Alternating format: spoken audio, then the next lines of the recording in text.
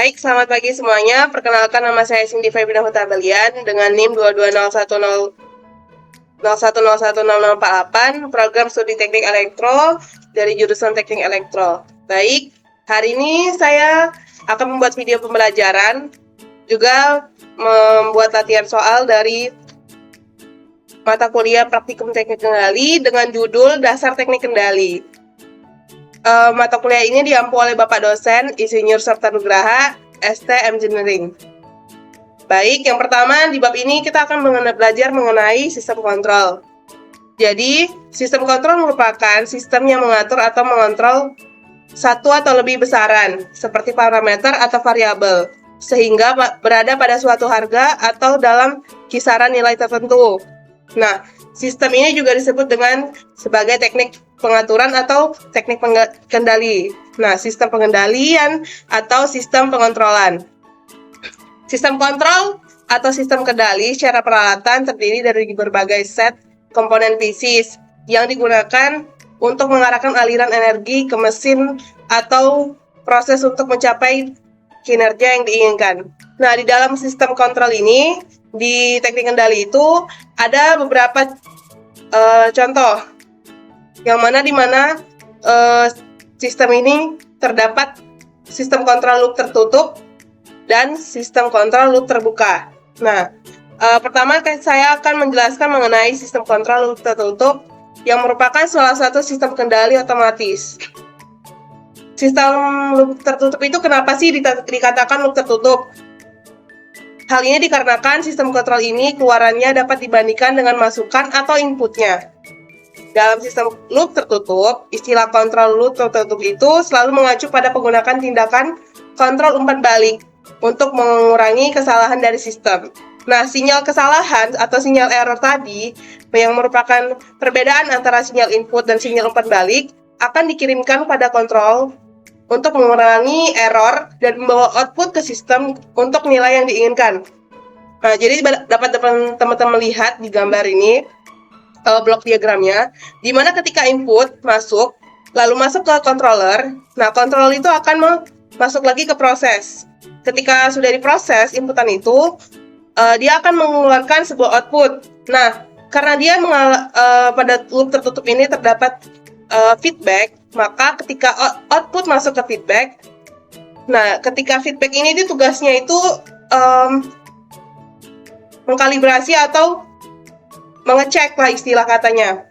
Ketika output yang dihasilkan dari input itu tidak sesuai dengan program, maka feedback akan bertugas mengembalikan ke input untuk diproses ulang agar menghasilkan output yang sesuai dengan sistem kontrol yang diatur oleh manusia itu sendiri.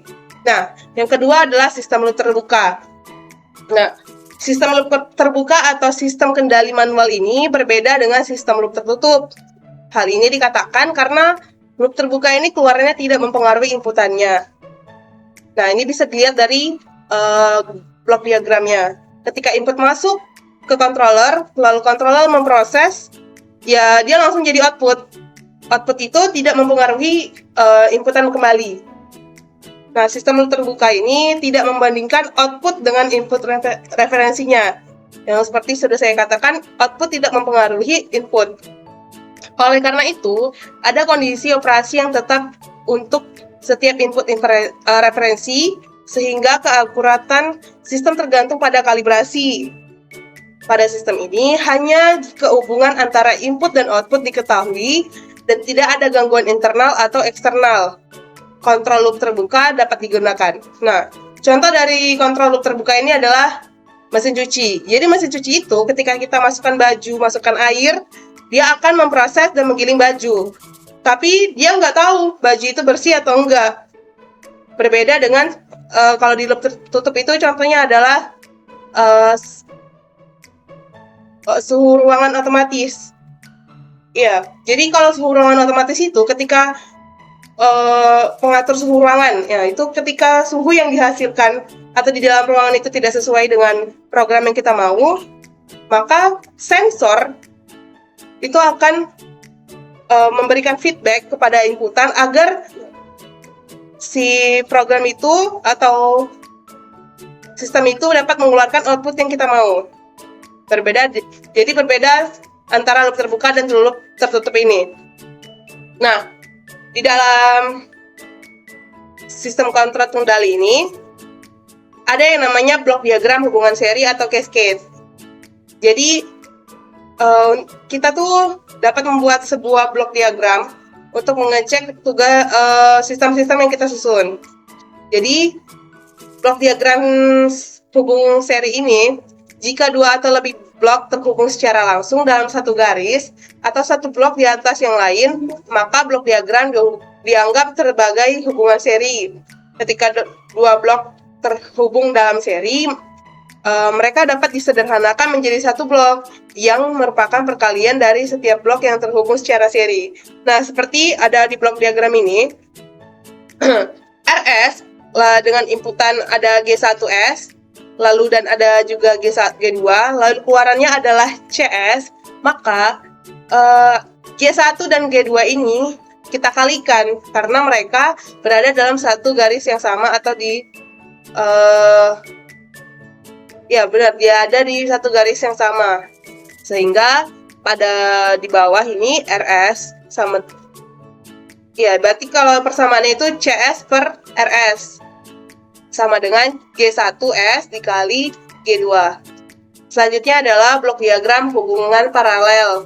Nah, kalau misalnya tadi di dalam satu garis, maka pada blok diagram hubungan paralel, jika dua atau lebih blok diagram terhubung pada titik sumber dan keluarannya yang sama, blok itu akan disebut dengan dianggap terhubung secara paralel. Nah, di dalam situasi seperti itu, blok diagram dapat disederhanakan menjadi satu produk blok yang merupakan penjumlahan dan atau pengurangan dari tiap blok yang terhubung secara paralel sesuai dengan simbol operasi matematika pada titik summing point. Nah, seperti ini contohnya, dia berada pada titik yang sama, namun garisnya berbeda. Jadi G1 masuk, lalu ke G2 juga masuk tambah. Jadi di sini kan dikatakan tadi ada penjumlahan, blok penjumlahan seperti ini ataupun pengurangan. Jadi ketika bentukannya seperti ini, maka dia menghasilkan RS G1 ditambah G2 lalu menjadi output dari CS. Seperti itu.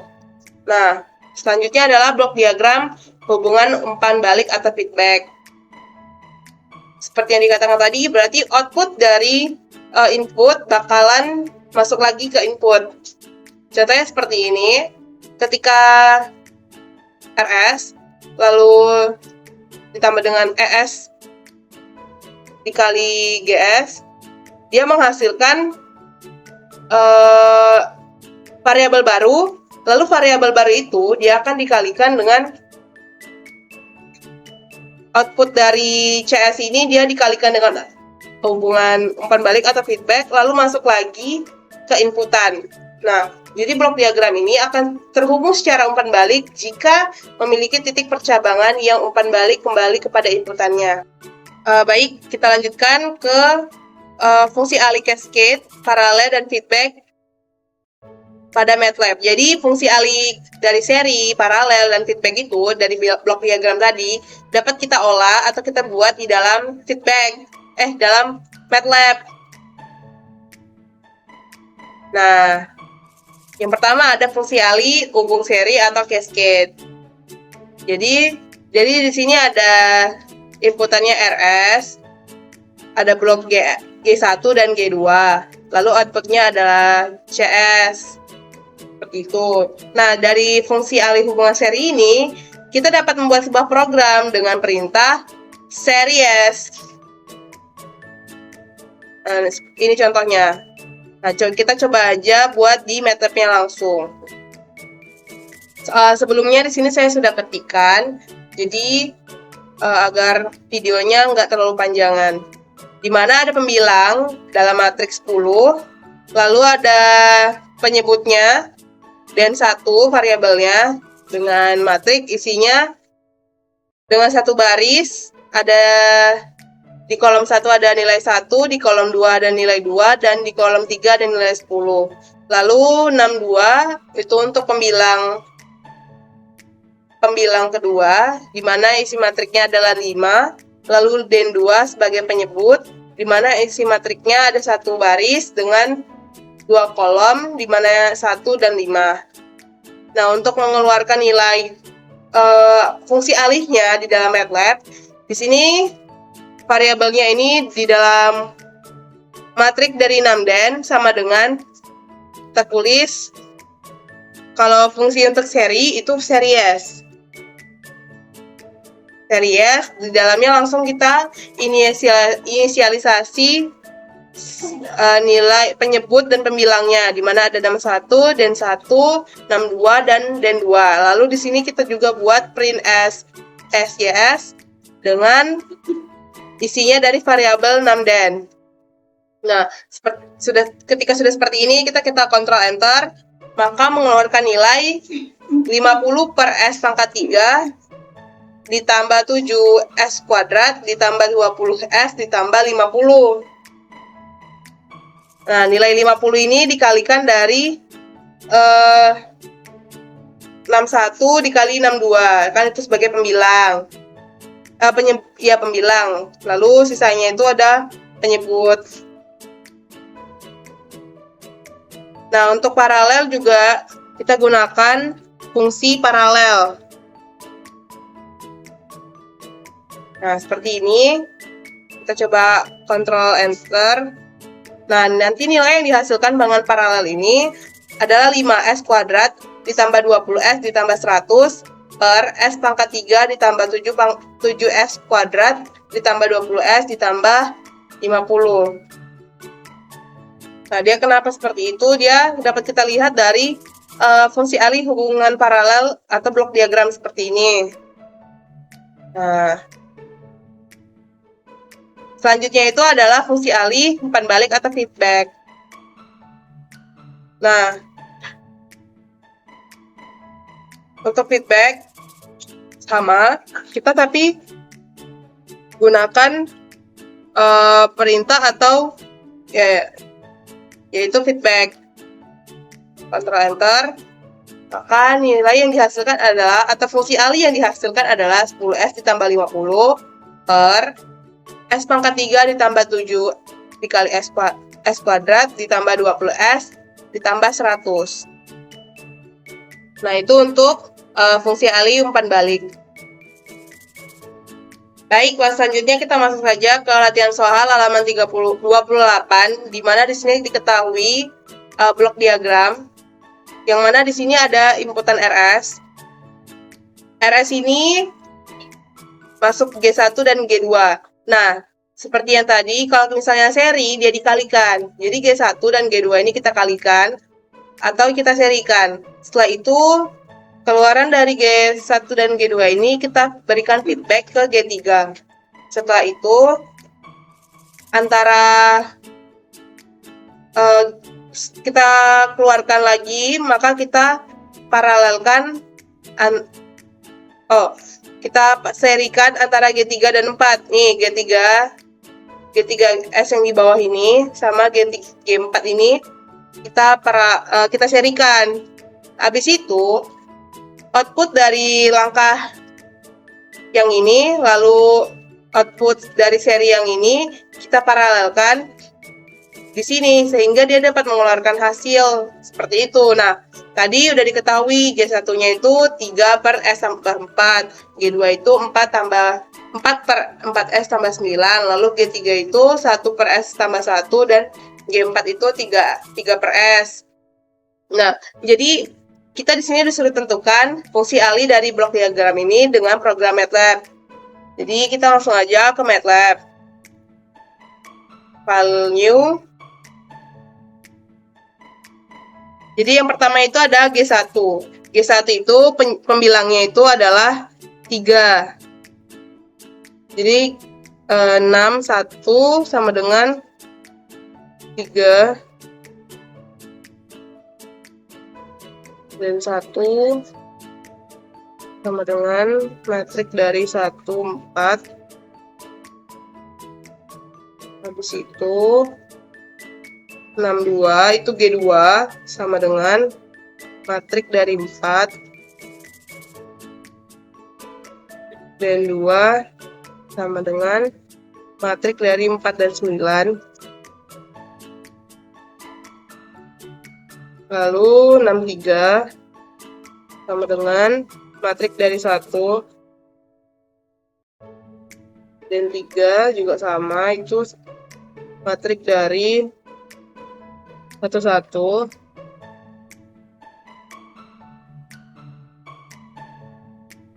jangan lupa sama dengannya. Habis itu 64 sama dengan matrik dari 3, lalu dan 4-nya sama dengan matrik dari 1 dari 0, lalu titik 2. Nah, jadi di sini yang pertama adalah kita serikan dulu antara si 61 dan 61 dan 62. Jadi kita serikan, di mana kita buat di sini variabelnya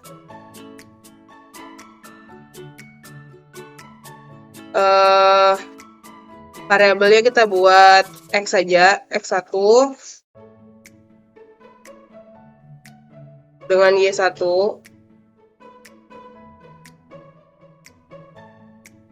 Habis itu sama dengan series untuk seri 61 dan 1,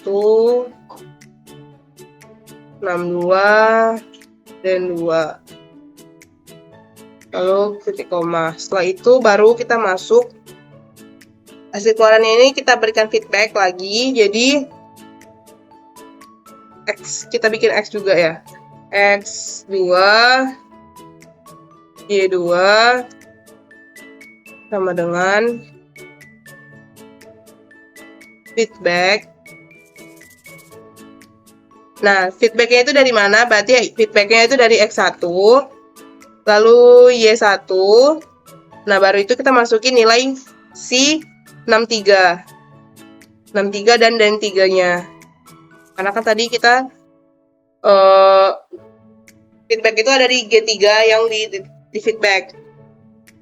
Setelah itu titik koma, jangan lupa.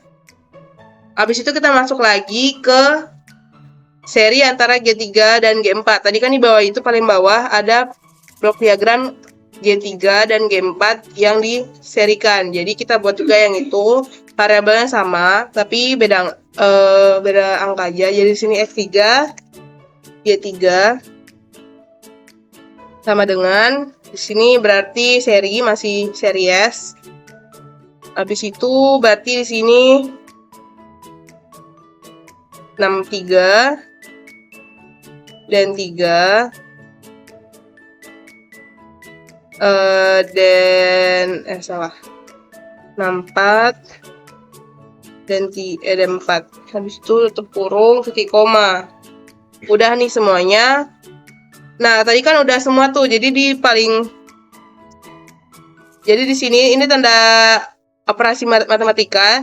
Jadi di sini justru tambahkan gitu loh. Jadi fungsi atau sintak yang kita gunakan adalah sintak paralel. Selanjutnya kita buat di sini. Jadi udah langkah terakhir. Jadi kita buat 6 den sama dengan paralel antara X2 Y2 lalu X3 dan Y3. Titik koma. Setelah itu kita print SYS. Print SYS antara 6 dan den. Oke, udah seperti ini. Kita lihat, ini ada titik koma yang kurang. 1 Y, 3. Nah, setelah itu kita Ctrl Enter. Nah, dari fungsi ali yang kita buat dengan sintak atau variabel 61 sampai 64, hasil atau fungsi ali yang dihasilkan itu adalah 24x pangkat 3 ditambah 111 s pangkat 2 ditambah 195s ditambah 144 per 4 s pangkat 5 ditambah 33 s pangkat 4 ditambah 90 s pangkat 3 dan ditambah 109 s kuadrat ditambah 48 s. Nah, jadi dari hasil atau dari blok diagram ini ternyata kita menghasilkan sebuah fungsi ali,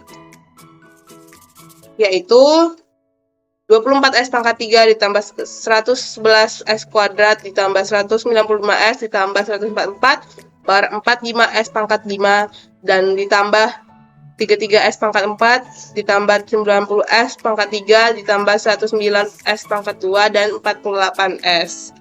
Jadi untuk nomor 20, halaman 28 tugas yang pertama hasilnya adalah seperti ini. Lanjut aja kita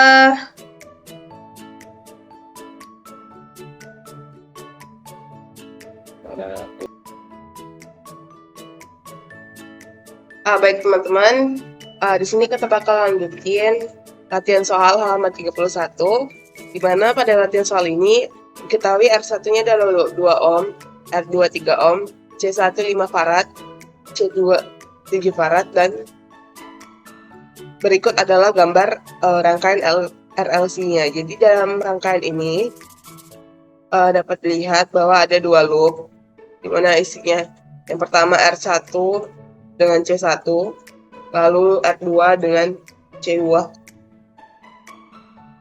Nah, dari rangkaian RLC ini kita disuruh buat hitungan manualnya dan program MATLAB-nya. Jadi di sini udah saya buat di kertas.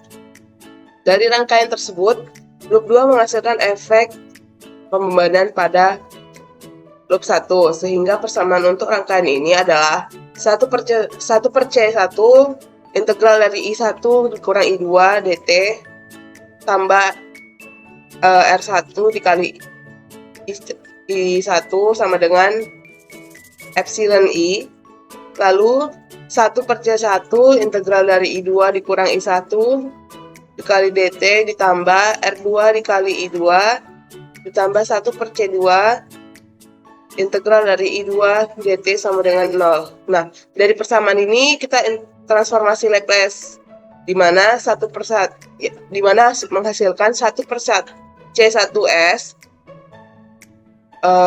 lalu I1s dikurang I2s lalu dikurang dengan R1 dikali I1s sama dengan EIS.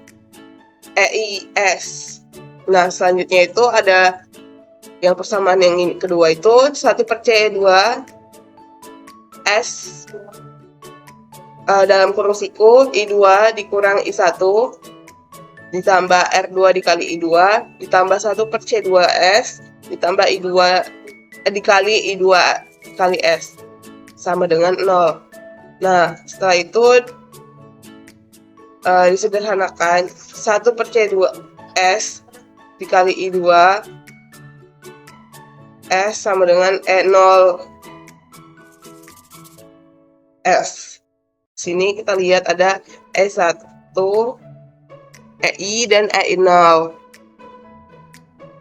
Selanjutnya kita substitusikan eliminasi dan substitusikan. Jadi kan kita di sini menghasilkan EI dan EO. Jadi kita buat di sini E0 S per EI S.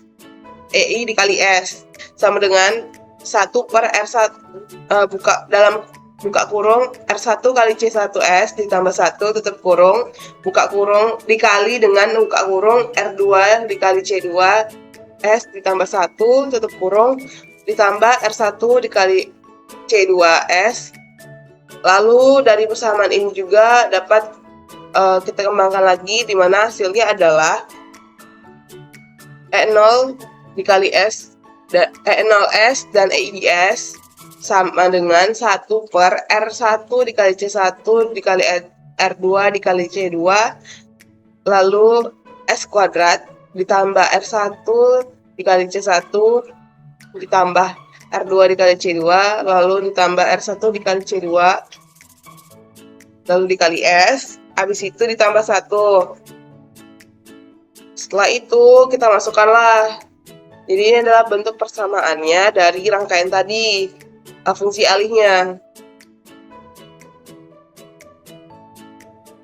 Nah, di sini R-nya tadi kan R1-nya 2 ohm, R2-nya 3 ohm, C1-nya 5 farad, dan C2-nya 7 farad. Nilai-nilai ini kita masukkan ke persamaan ini, di mana jadi 1 E0S per EIS sama dengan 1 per 2 kali 5 kali 3 kali 7 S kuadrat ditambah buka kurung 2 kali 5 ditambah 3 kali 7 ditambah 2 kali 7 tutup kurung, lalu S, lalu ditambah 1. Setelah itu didapatkanlah hasil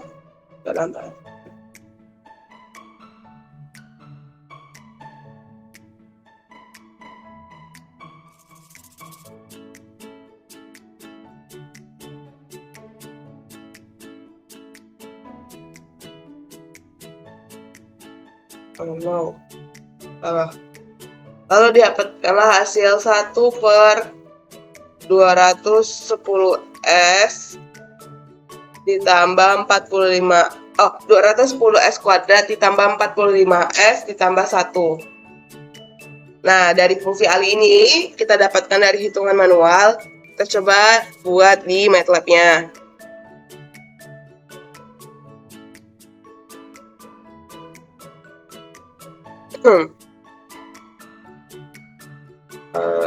New.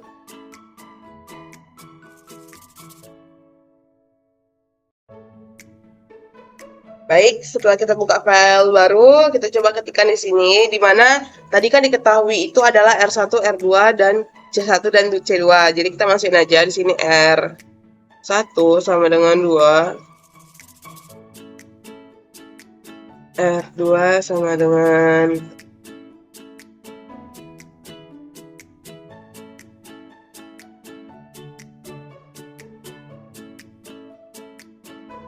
R2 sama dengan 3 ohm tadi, C1 sama dengan 5, C2 sama dengan 7. Setelah itu kita buat untuk pembilangnya itu adalah 1. Jadi kita buat 1. Lalu D-nya untuk menyebut di mana matriknya itu kita buat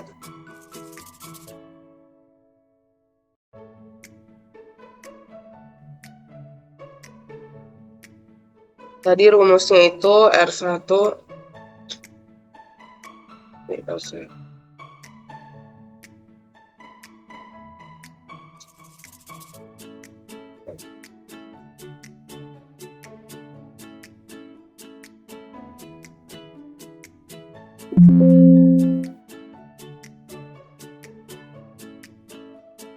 buka kurung, dalam kurungnya lagi itu R1 dikali itu 1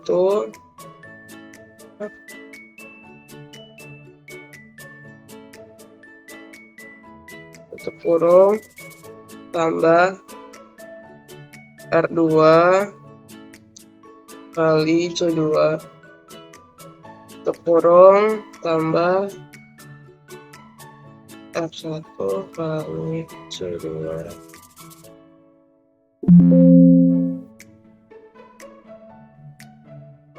Habis itu barulah 1 taruh.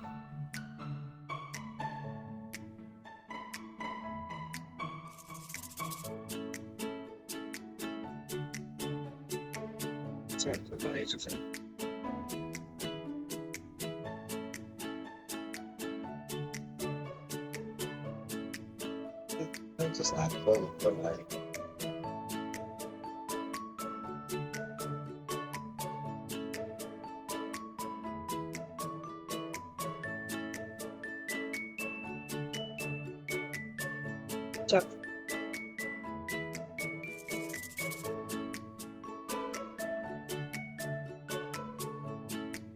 Habis itu kita buat variabel baru yang namanya itu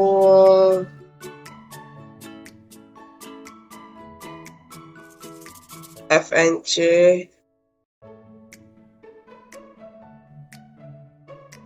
alih function alih. Dari itu kita buatlah. Nah, tadi kita kan pakai Laplace. Jadi fungsi alihnya itu kita buat pakai TF. Jadi kita buat variabel baru namanya fnc alih sama dengan TF 6 dan D, koma den. Oke. Nah, itu ini coba kita clearkan dulu. Clear. Oke. Oke. Counter enter, maka